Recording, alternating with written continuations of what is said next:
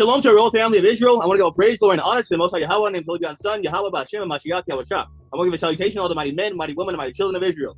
And today's lesson is homeless roundups and National Guard deployment. Are we living biblical prophecy? Yes, ladies and gentlemen, we're here to talk about, are we living biblical prophecy? And the answer to that question is yes. What's going on in Washington, D.C., we have Donald Trump, a.k.a. Nebuchadnezzar, a.k.a. Antiochus IV, a.k.a. Alexander the Freak. He has taken upon himself to enact powers that were given to him by Congress to do what? Take over Washington, D.C. And guess what? He's the only president that decided to go ahead and do that. And it's under the auspice of taking care of crime. And what was his big complaint? His soy boy who's on the dark web that attacks young girls, this guy called Big Boy, so-called, got carjacked. Nobody's getting carjacked these days, but he said he got carjacked. And so what does Donald Trump do about it? He sends the National Guard, he federalizes the police there in Washington, D.C. But that, ladies and gentlemen, is just a smokescreen. Let's get into it. Fair use, fair use. Trump announced, starting this morning, all 50 states across the United States will completely eliminate homelessness. This time, we will thoroughly clean up the country. He spoke bluntly on social media. Let our nation be safer and more beautiful than ever before. The policy is highly coercive. Those willing to leave will receive official assistance. Those who insist on staying will be directly classified as criminals. We will lock you up in the prison that belongs to you. There is no room for negotiation, no nice guy approach. I'm announcing a historic action to rescue our nation's capital from crime, bloodshed, bedlam, and squalor, and worse. This is Liberation Day in D.C., and we're going to take our capital back. We're taking it back. Under the authorities vested in me as the President of the United States, I'm officially invoking Section 740 of the District of Columbia Home Rule Act. You know what that is? And placing the D.C. Metropolitan Police Department under direct federal control, and you'll be meeting the people that will be directly involved with that. Very good people, but they're tough, and they know what's happening. They've done it before. In addition, I'm deploying the National Guard to help reestablish law, order, and public safety in Washington, D.C., and they're going to be allowed to do their job properly. A brief, factual reality check. News sources. Short version, in the last few days, the White House announced a plan to place Washington, D.C. law enforcement under increased federal control, to deploy federal forces, hundreds of National Guard, and to clear homeless encampments. So here, when you start talking about taking over a group of people, when you start talking about taking over a civilization, you want to think about draconian laws. And one of the first things that they do in draconian laws is they get rid of the homeless. Where are you going to take them to? Taking them to these encampments. Now, you're going to hear that term come up a lot, these encampments. Advocates fear Trump's crackdown in D.C. will put many homeless people behind bars. Washington, as hundreds of National Guard troops deployed on Tuesday in the nation's capital, White House Press Secretary Caroline Leavitt said, homeless people in Washington, D.C. who refuse to move into shelters will face prosecution or fines. So I want you to see that. She said that they will face prosecution or fines. See, this reporting supports the claim that the federal forces are being deployed in homeless encampments targeted. It does not show an explicit legal or published plan to establish prison camps in the language of the official policy. Some journalists and commentators use strong language or historical analogies, and advocates feared forced detention. And let's talk about that forced detention. Where in the world would that even come from? And how does this even relate to biblical prophecy? Let's give you an example. This is your government. DC is fine. You know, there's nothing wrong with DC that doesn't happen anywhere else, you know, in the States. Just their presence is good if the DC police need assistance, but I don't think they need the National Guard. He's just starting here, okay? He's not going to end with here. Let him know that he is going against the vast majority. Crime in D.C. is at a low, and he's using that for an excuse. His accusations that crime is on the rise is baseless. I think it was one of the Doge folks that got mugged, and he's using that as this catalyst to militarize D.C., which is insanity to me. Insane overreach. It's completely unnecessary. I think this is a way for him to take control of D.C. like he's been wanting to do. Crime has been down. We just got to fuck. No. Who just ran, y'all? Just ran. Look at him. Oh, shit.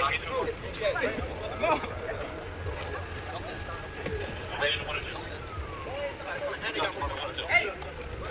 Why the fuck are you putting him in handcuffs? You don't have no reason to put this man in handcuffs. I'm not so... I'm just saying. Back up. Back up.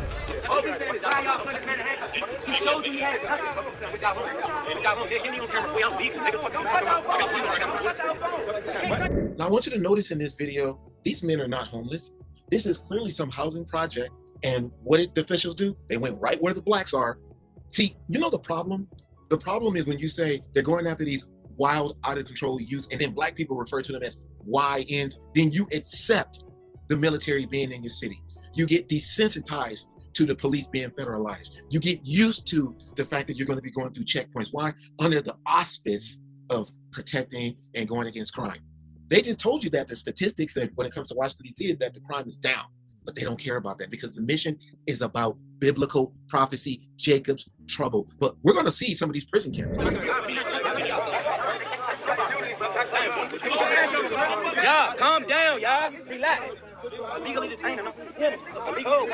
Homeless individuals will be given the option to leave their encampment, to be taken to a homeless shelter, to be offered addiction or mental health services, and if they refuse, they will be susceptible to fines or to jail time. We have this map that shows how the U.S. would be divided in the event of an emergency, if we can pull that out. Effectively, the U.S. has been cordoned off into these different districts, and so these new emergency centers will be spread out throughout the United States in most of these eventually. And it gives FEMA and the Department of Homeland Security jurisdiction over what goes on in these places. You know, federal officer or federal employee, that doesn't cover members of the military. And since these are going to be installed in decommissioned and existing military bases, you're going to have people from the military there. So I would think they will have people, namely the military, who would be able to force people to stay there or prevent them from leaving. So that sounds like prison, ladies and gentlemen.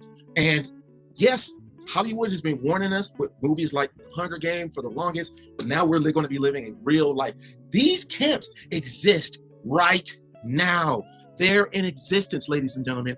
So, yes, in the beginning, they attacked the homeless, but you saw they went to an actual neighborhood. These young men were not homeless. And a lot of people are saying this is performative. And yes, it can appear to be performative, right? I'm putting on a show or display. That's what they said about that guy out there in Germany. And we saw what happened. So let's see what when the authority takes over, when you're living in a police state, let's see what that actually looks like according to the Bible.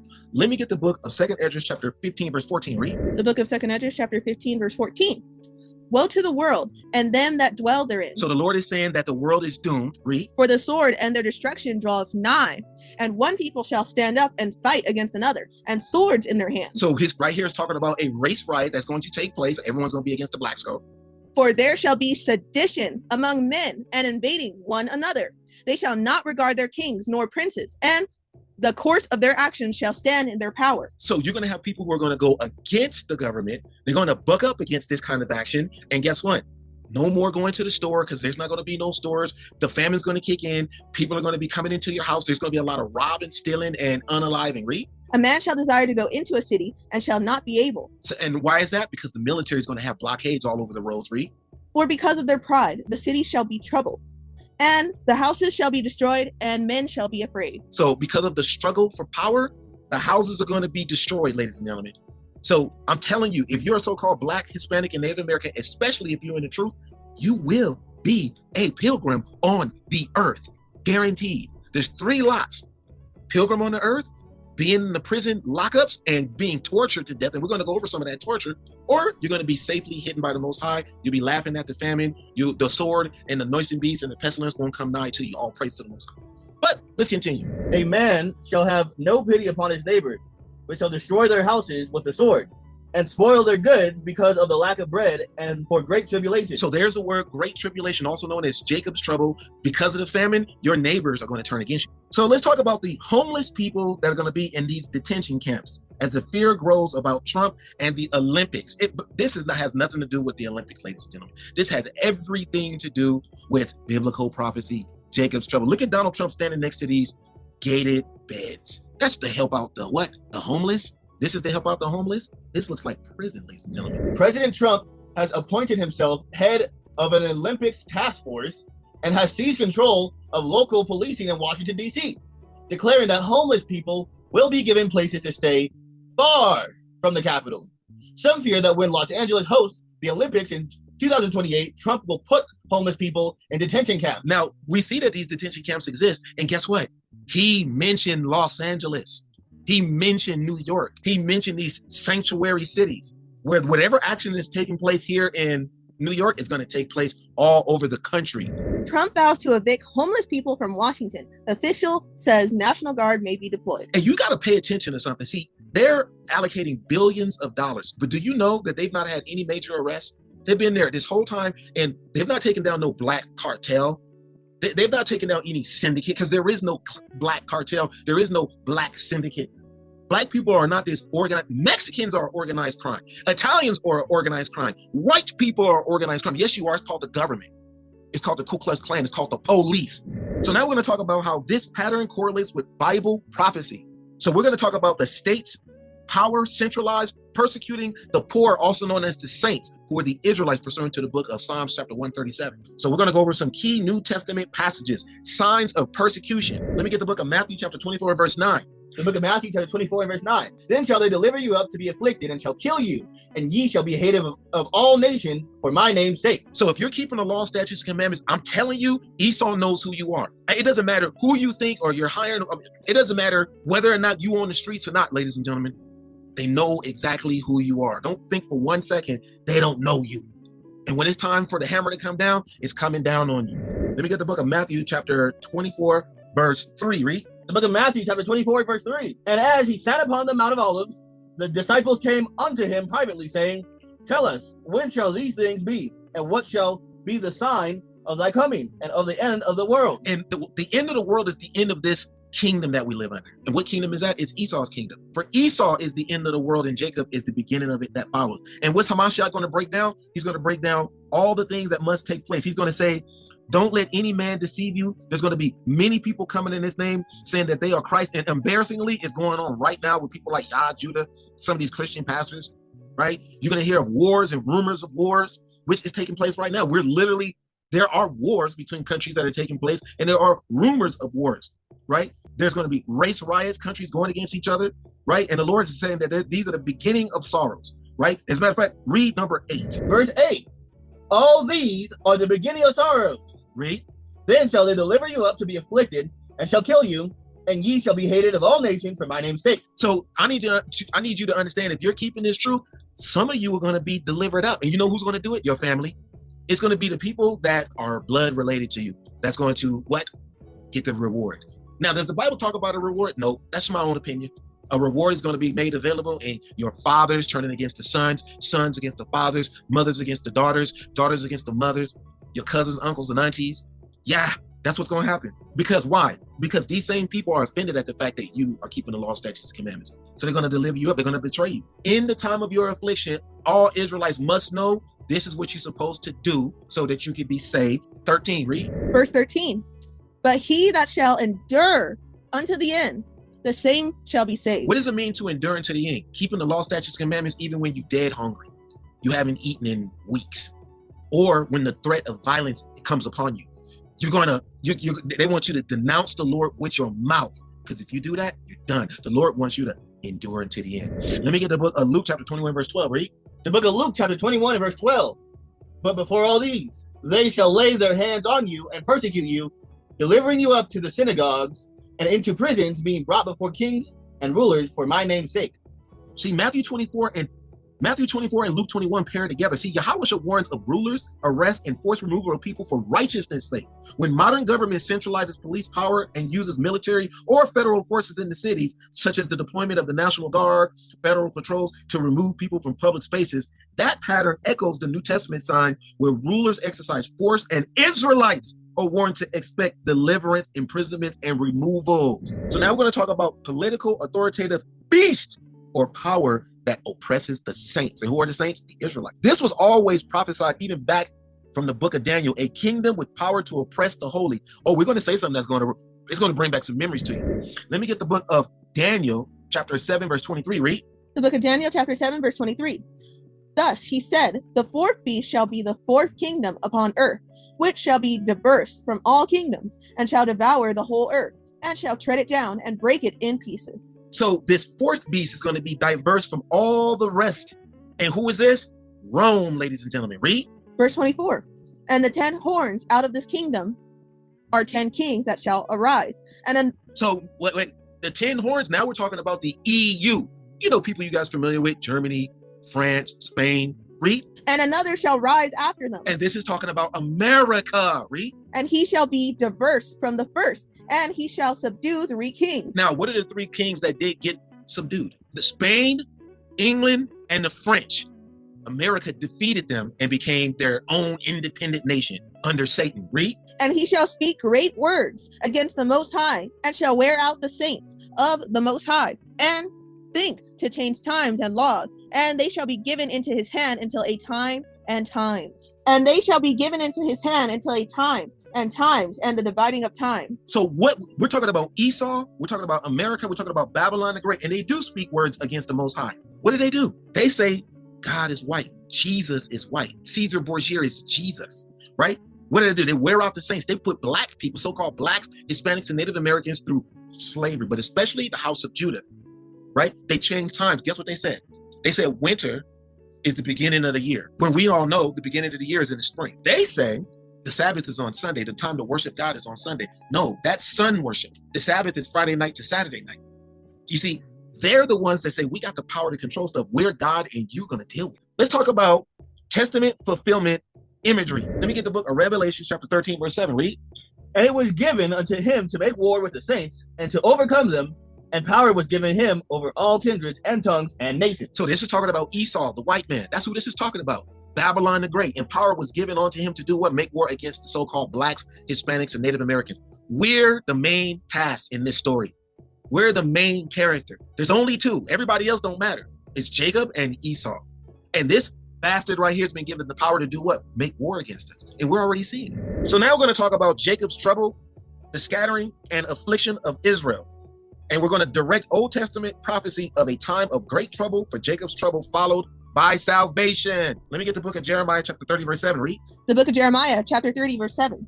Alas, for that day is great, so that none is like it. It is even the time of Jacob's trouble, but he shall be saved out of it. So in 2nd Esdras, we saw that it was called the Great Tribulation. Here it's being called Jacob's trouble, where the famine, noisome beasts, pestilence, unaliving, all of this is going to be taking place. And you know who's going to be afflicted? The children of Israel, the so-called blacks, Hispanics, and Native Americans. Now we're going to talk about the covenantal curses that produce exile, scattering, and the low estate that we exist in right now. Let me get the book of Deuteronomy chapter 28, verse 64. Read. The book of Deuteronomy chapter 28, verse 64. And the Lord shall scatter thee among all people, from the one end of the earth even unto the other. And there thou shalt serve other gods, which neither thou nor thy fathers have known, even wood and stone. Now, how did that scattering take place? It happened through slavery, ladies and gentlemen. In whatever land we went into, we started worshiping those diverse gods. Why? Because we didn't obey God's law, statutes, and commandments. So he said, here, go ahead and worship these fake idols. Read. And among these nations shalt thou find no ease. Why not? Because you're going to be afflicted, going through slavery. Read. Neither shall the sole of thy foot have rest. You don't have it today. Many of you guys have to work 2 jobs just to pay rent. And every time you get paid, it leaves you. You constantly working and toiling. You never get ahead. Only a small fraction of so-called blacks, Hispanics, and Native Americans amongst the entire 100 percentile got it going on. The rest of us don't. Read. Neither shall the sole of thy foot have rest, but the Lord shall give thee a trembling heart, and failing of eyes, and sorrow of mind. So why are we going to have a trembling heart? Because our kids are going to be taken away from us. We're going to watch our family members get executed. What happened after slavery? Black codes, Jim Crow.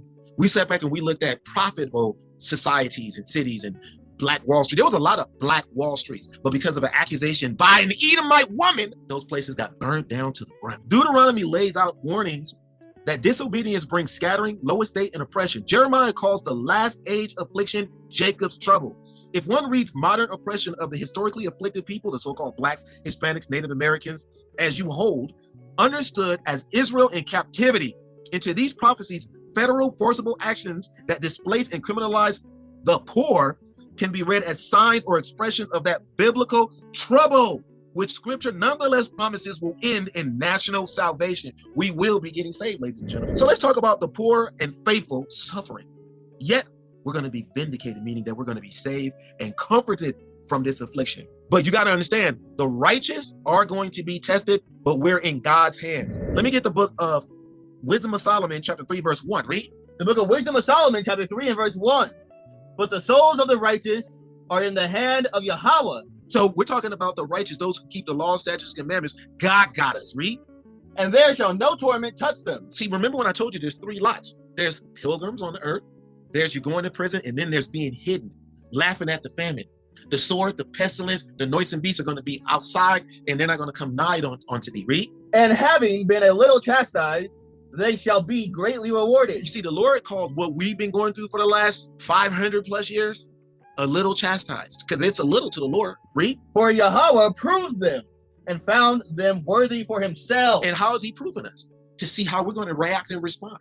How are you going to react and respond to this affliction? Are you going to come closer and seek the Lord? The Lord wants us to seek him, not your own selves. So let's give an example of martyrdom under oppressive rulers. Oh, this is going to be a heavy. Let's talk about 2 Maccabees chapter 7, which recounts a mother and her 7 sons who were tortured and killed because they would not obey idolatrous commands and historic pattern of rulers coercing compliance and persecuting conscience, because this is going to happen to us. You're going to be forced to sacrifice swine's flesh.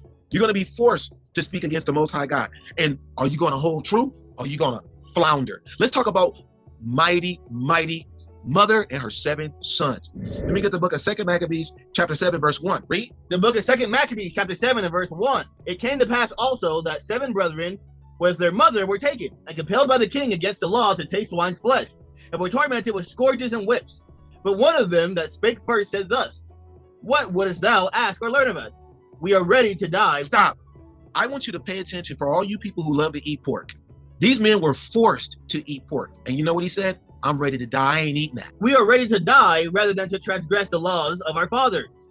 Then the king, being in a rage, commanded pans and cauldrons to be made hot. I want you to understand what's waiting on you. You keeping the law, statutes, commandments, you need to know what's waiting. This crazy bastard said, go get some pans and make them hot. Which forthwith being heated, he commanded to cut out the tongue of him that spake first. So he cut out his tongue. And to cut off the utmost parts of his body. So look, he started from the fingertips and worked his way up, chopping them to pieces. Read. While he's alive. Read. The rest of his brethren and his mother looking on. Now when he was thus maimed in all his members. So at this point now he's maimed, but he's still alive. Read. He commanded him, being yet alive, to be brought to a fire and to be fried in the pan. So they put this man in a, like that same bacon that you guys like to eat. They put him in a pan to be fried. This was the white man that did this. Read. And as the vapor of the pan was for a good space dispersed, they exhorted one another with the mother to die manfully, saying thus. I want you to notice it says that they died manfully, because everything that happened to this older brother happened to every last one of them, including the mother. And they went out manfully. They didn't go out crying. The Lord Yahweh looketh upon us, and in truth hath comfort in us, as Moses in his song, which witnessed to their faces declared, saying, and he shall be comforted in his servants. Okay, let's go to 11. And said courageously, These I had from heaven, and for his laws I despised them, and from him I hope to receive them again. Insomuch that the king and they that were with him marveled at the young man's courage, for that he nothing regarded the pains. Now, when this man was dead also, they tormented and mangled the fourth in like manner. So everybody got this business, but nobody cried or complained. Read. So when he was ready to die, he said, Thus, it is good, being put to death by men, to look for hope from God to be raised up again by him. As for thee, thou shalt have no resurrection to life. I want you to pay attention. There's 2 things that's heavy in here. He says because they were bold and they kept the law, statutes, and commandments, and they would not eat swine's flesh, they're going to be resurrected back into Christ. Whereas this evil bastard right here, you won't be resurrected to life. You're going to go to damnation. In fact, let's go down to the mother. Go to 20. Read. But the mother was marvelous above all, and worthy of honorable memory. For when she saw her 7 sons slain within the space of one day, she bare it with a good courage, because of the hope that she had in the Lord. So because she had faith, she sat there and endured watching all of her sons go through this torment. Read. Yea, she exhorted every one of them in her own language, filled with courageous spirits, and stirring up her womanish thoughts with a manly stomach. She said unto them. So she said in the Hebrew, even though she's a woman, it said mannish stomach, because think about what she had to look at. Think about what she had to endure on a psychological level before she got executed. Read. I cannot tell how ye came into my womb, for I neither gave you breath nor life, neither was it I that formed the members of every one of you. Okay, so we'll stop right there. So she got executed, but all of them are back on the earth today, and every last one of these 8 individuals are going to be great in the kingdom of heaven.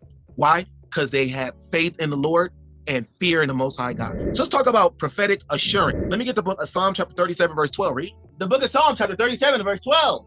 The wicked plotteth against the just, and gnasheth upon him with his teeth.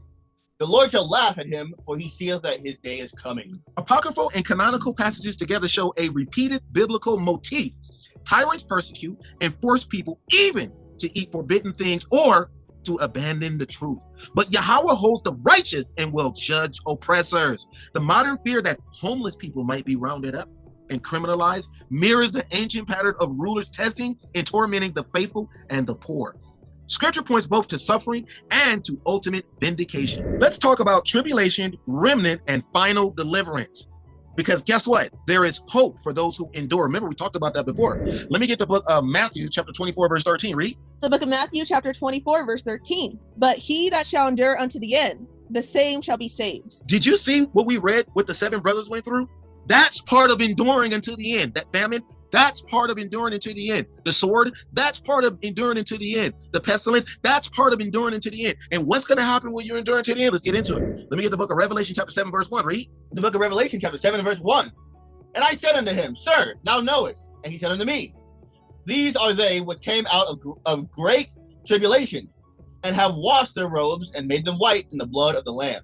So the prophetic net doesn't stop with persecution. Daniel and Revelation shows tribulation, but Scripture also promises a holy remnant preserved and a final salvation. If current events mark a season of intensified oppression or roundups, the biblical pattern for Israelites and for God's people generally, the Israelites, is trouble, testing, remnant, preserved, vindication, and deliverance. The practical call in Scripture is endurance, faithfulness, and trust in Yahweh's promise. Let's get a mic drop for all of these people who think that you're just gonna hurt the children of Israel and ain't nothing gonna happen. Something gonna happen. We all going to heaven. But let's find out what your position is gonna be in heaven. Let me get the book of Isaiah, chapter 14, verse 1. Read. The book of Isaiah, chapter 14 and verse 1. For the Lord will have mercy on Jacob and will yet choose Israel. So we're talking about the Israelites, so there's not any confusion. Read. And set them in their own land. So the Lord's gonna set us in our land using the chariots. Read.